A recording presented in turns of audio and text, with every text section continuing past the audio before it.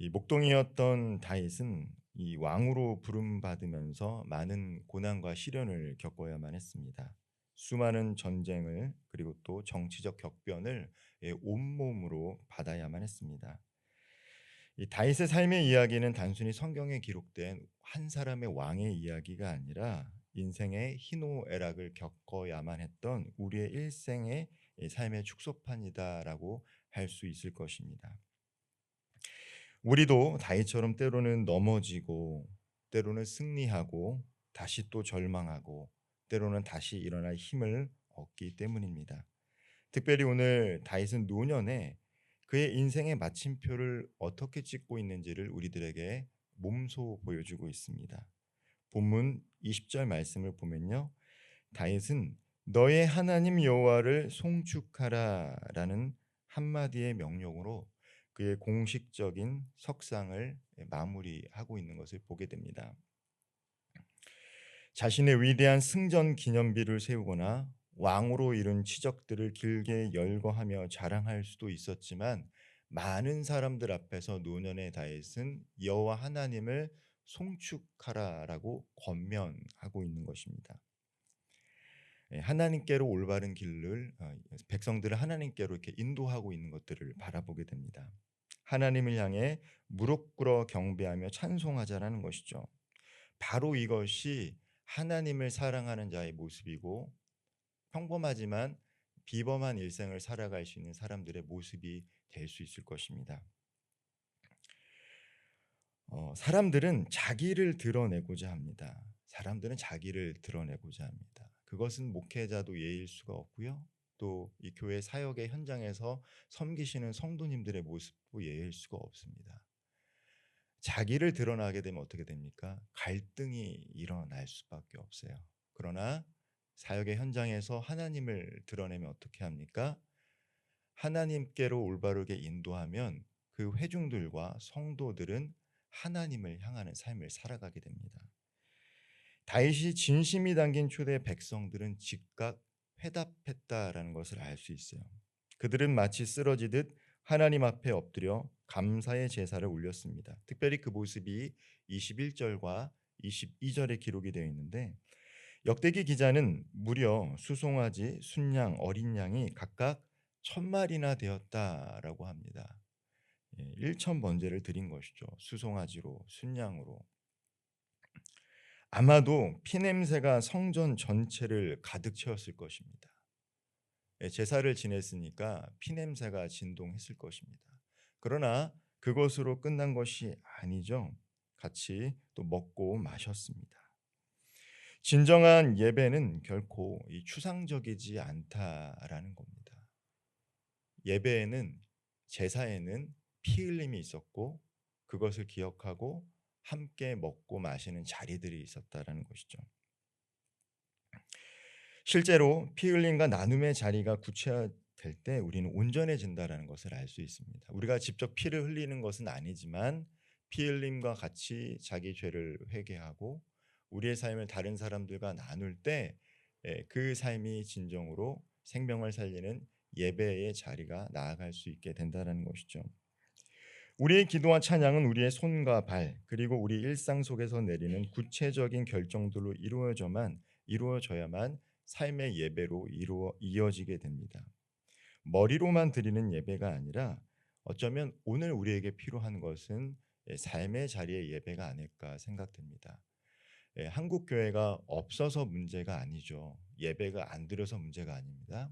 우리가 가정과 직장과 삶의 터전 가운데 구체적인 삶의 모습으로 예배자의 삶으로 살아가지 않기 때문에 수많은 교회가 있고 많은 예배를 드리지만 실질적인 영향력과 삶의 모습에서 나타나지 않을 수 있다는 것이죠. 오늘 우리가 이 새벽에 정말로 피 흘림과 나눔의 예배를 드린다라면 그 모습이 먼저 우리 가정과 직장과 삶의 터전 가운데 나타나야 할 줄 믿습니다. 이어지는 23절과 25절은 솔로몬 왕위 계승을 한마디 단위로 요약하고 있습니다. 바로 23절에 기록된 형통이라는 단어입니다. 다윗도 형통한 삶을 살았고요.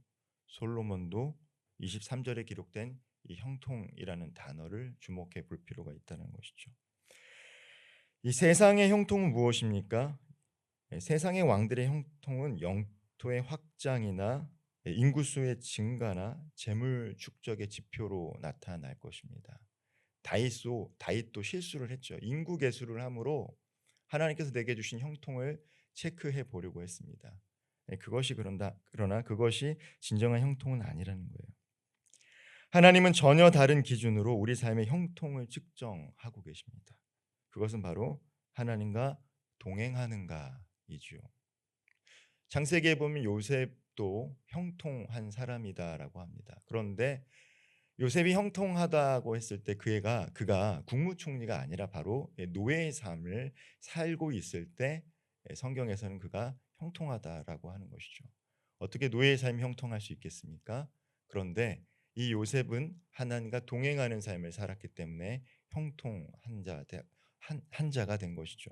마찬가지입니다. 솔로몬이 왕이라고 해서 형통한 것이 아니라 하나님과 동행하는 삶을 살아갔기 때문입니다.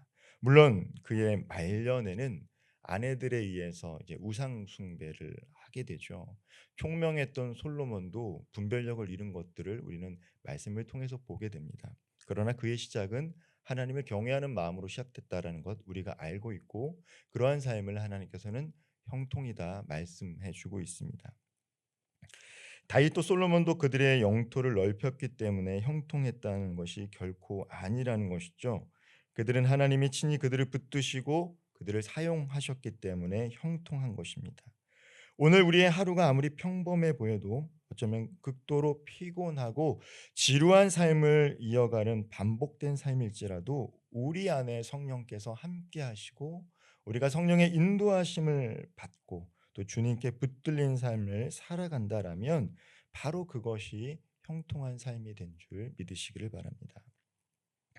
역대기 기자는 26절과 27절에서 이스라엘의 모든 열왕 가운데 다윗만큼 부하고 존귀를 누린 왕이 없다라고 기록을 하고 있습니다.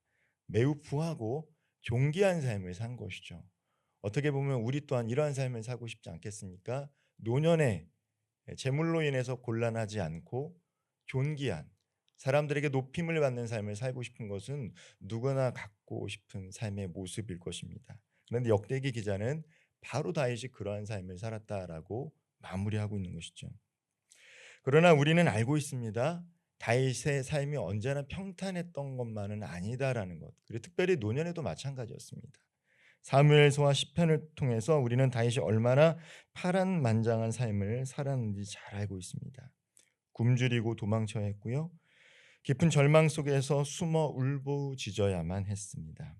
젊은 시절에는 사울에게 쫓겨 아둘람 굴로 숨어야만 했고요. 노년에는 사랑하는 아들 압살롬에게 쫓겨 맨발로 성을 떠나야만 했던 사람이 바로 다윗입니다. 실제로 다윗의 삶이 그렇게 평탄했다라는 것은 아니었죠. 그럼에도 불구하고 역대기 기자는 부하고 존귀하다라고 이야기합니다. 특별히 28절에 보면 다윗이 삶이 부하고 존귀하다라고 평가하고 있습니다. 부한 것보다 더 중요한 단어는 바로 존귀일 것입니다. 소유나 세상적인 위치에서 비롯되는 것이 아니기 때문입니다.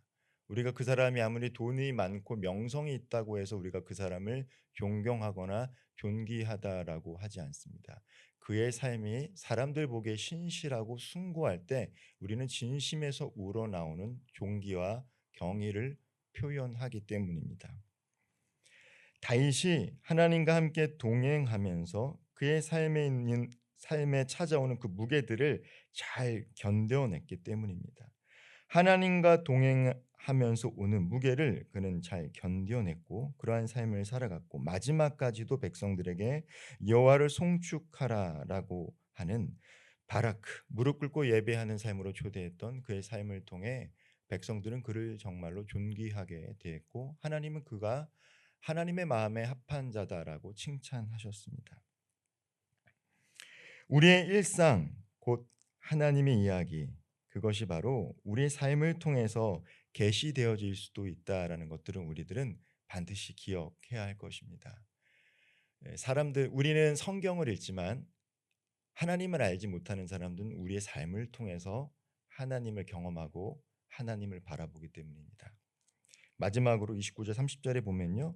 다윗이 행적을 기록한 세 선지자가 열거되어 있습니다. 사무엘과 나단과 갓을 언급하고 있습니다. 다윗의 삶을 기록했던 사람들이 있었다라는 것이죠. 그리고 그의 삶을 기록함으로 말미암아 그의 삶을 통해서 살아계신 하나님에 대해서 후대가 알아갈 수 있게 기록했다라는 것입니다. 이 말씀을 통해서 우리의 일상 또한 하나님 이야기 안에 기록이 되어지고 있다라는 사실을 기억해야 할 것입니다. 우리가 드리는 작은 순종 하나, 때로는 아무도 알아주지 않는 눈물 섞인 기도 한 방울, 심지어 선한 목적을 가진 침묵까지도 이 모든 것 하나님이 기록하고 계신다라는 것들을 우리는 반드시 기억해야 합니다. 우리의 이름이 생명책에만 기록이 되는 것이 아니라 우리의 삶 전체를 하나님 관찰하고 계시고, 하나님뿐만 아니라 하나님을 알지 못하는 사람들까지도 우리의 삶을 바라보며 하나님을 알지 못하고 성경을 알지 못하지만 일상의 삶을 살아가는 하나님의 사람들, 성령의 사람들을 통해서 하나님을 바라보고 살아간다는 것이죠. 우리의 삶이 별것 아닌 것처럼 느껴질지라도 하나님 안에서 의미 없는 순간이 단 하나도 없다라는 사실을 우리는 기억해야 할 것입니다. 역대기 기자가 내린 다윗의 인생의 총평은 놀랍게도 바로 형통과 존귀 두 단어입니다. 이것은 다윗의 삶이 완벽하거나 흠결이 없어서 형통하고 존귀하다라고 한 것이 아니라는 사실을 우리는 기억해야 합니다. 다윗은요, 오늘날로 말하면 성폭행범이었고 살인자였습니다. 그럼에도 불구하고 하나님께서는 그를 존귀하다, 형통한 자라고 말씀해 주고 계십니다. 왜 그렇습니까? 그가 죄와 끝까지 치열한 싸움을 싸웠기 때문입니다. 우리 또한 죄를 짓고 넘어질 수 있습니다. 그러나 그때마다 주님께 부르짖고 죄와 치열한 싸움을 싸우고 주님 앞에 나아갈 때 하나님은 반드시 그들을 용서해 주신다라는 사실인 것이죠. 순전한 찬양을 드렸고요. 엉켜있는 인간의 삶 속에서도 하나님을 붙들었던 사람이 다윗입니다. 그렇기 때문에 하나님께서는 마지막까지도 그에게 긍정적인 평가를 내리신 것입니다. 다윗은 넘어질 때마다, 좌절할 때마다 끈질기게 하나님 앞으로 나아가 기도했고 하나님을 찾았기 때문입니다. 그래서 우리는 다윗을 이 삶을 통해서, 그리고 이 말씀을 읽을 때마다 위로받고 소망을 품게 되는 것이죠. 나도 다시 시작할 수 있다라는 소망. 비록 내가 넘어졌어도 하나님은 여전히 나를 포기하지 않는다는 변치 않는 확신. 그리고 오늘 하루도 성령께서 나를 동행하여 주시고 함께 해 주셔서 내 인생이 형통하게 될 것이다는 기대감이 우리 안에 있기 때문에 우리가 이 말씀을 읽으면서도 소망을 품을 수 있게 되는 것입니다. 오늘 하루가 어제와 다르지 않는 반복되는 삶일지라도 우리 삶 속에서 예배로 무릎을 꿇고 성령과 동행하며 그때마다 하나님이 주시는 삶의 무게를 잘 견디어 나가신다라면 우리의 삶 또한 하나님 보시기에 형통하고 존귀한 삶이 될 것입니다. 오늘 하루도 형통과 존귀의 은혜가 우리 성도님들의 가정과 일터, 그리고 우리 교회와 이 나라 이 민족 가운데 충만히 임하기를 간절히 기도하며 나아가기를 소망합니다. 기도하겠습니다. 하나님 아버지, 다윗처럼 우리의 삶이 하나님을 향한 찬양과 경배로 가득 차길 원합니다. 우리의 예배가 말뿐 아니라 삶의 결단과 헌신으로 이어지게 하여 주옵소서. 성령의 바람으로 우리의 걸음을 형통하게 하시고 지친 몸과 마음에 새 힘을 부어 주시옵소서. 두려움 속에서도 주님을 붙잡아 무너지지 않도록 인도하여 주시고 하나님의 임재가 우리의 삶을 무겁고도 자유롭게 빚어갈 수 있도록 오늘도 우리와 함께 동행하여 주옵소서. 예수님의 이름으로 기도하옵나이다. 아멘.